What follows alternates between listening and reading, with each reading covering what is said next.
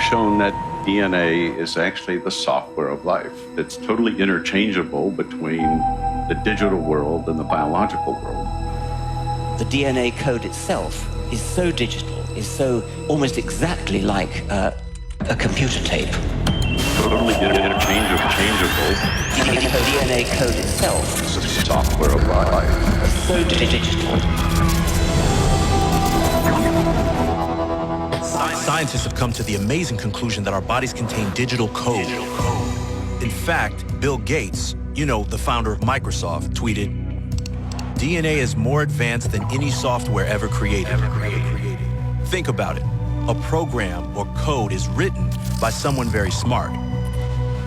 The more complex the code, the more intelligent the author has to be.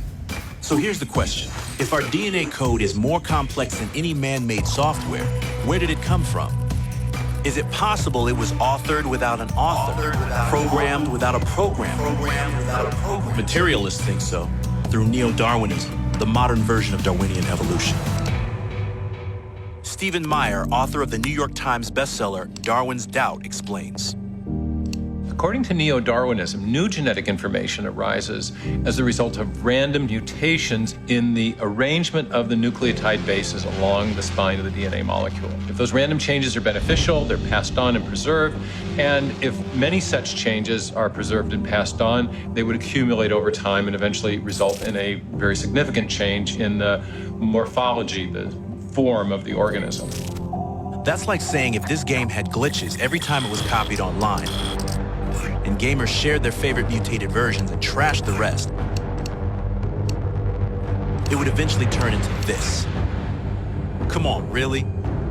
If we know the computer glitches won't produce a new video game, how much sense does it make to believe that glitches, copying errors, and our DNA code can produce new organisms? Could random mutations in DNA really produce this? This? This? What about this? This? This? This, or this.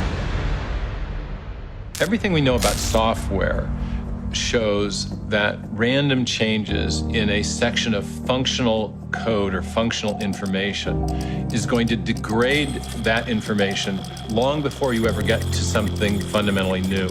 And that's the problem with the mutation selection mechanism as an explanation for new genetic information. Information in DNA is also essentially typographic or digital. And there are far more ways to go wrong in arranging those characters than there are ways to go right. And so as you begin to randomly change them, you inevitably fall into a non-functional abyss long before you ever generate anything fundamentally new.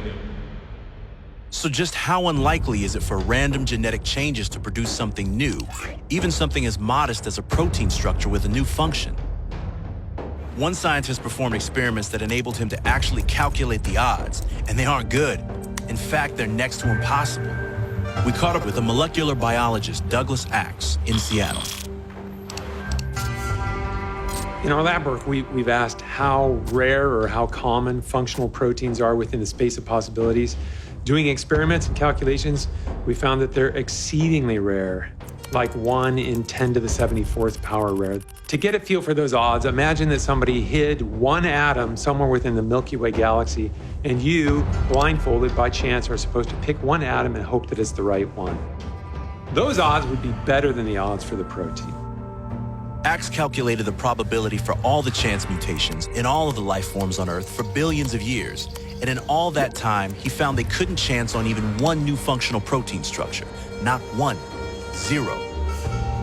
And keep in mind, it takes thousands of distinct proteins to build any kind of complex life, including humans. And many of these proteins are unique to each individual life form. So we go from improbable to basically impossible. The bottom line is that the mutation selection mechanism simply lacks the creative power to generate the new information necessary to build new organisms in the history of life. If the material processes of mutation and natural selection aren't capable of producing the biological information needed for life, then where did it come from? Our uniform and repeated experience, as Darwin himself pointed out, is the basis of all scientific reasoning about the past.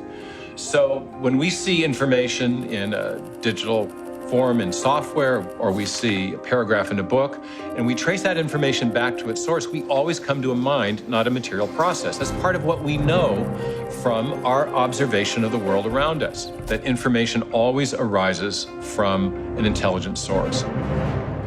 So we can apply that knowledge to the question of historical biology. And when we see that information is the foundation of life, we can infer that the best explanation for the origin of that information is in fact also a mind, a conscious agent, not an undirected material process. When presented with evidence that conflicts with neo-Darwinism, most scientists cling to a belief in the blind process of evolution, denying what science has discovered.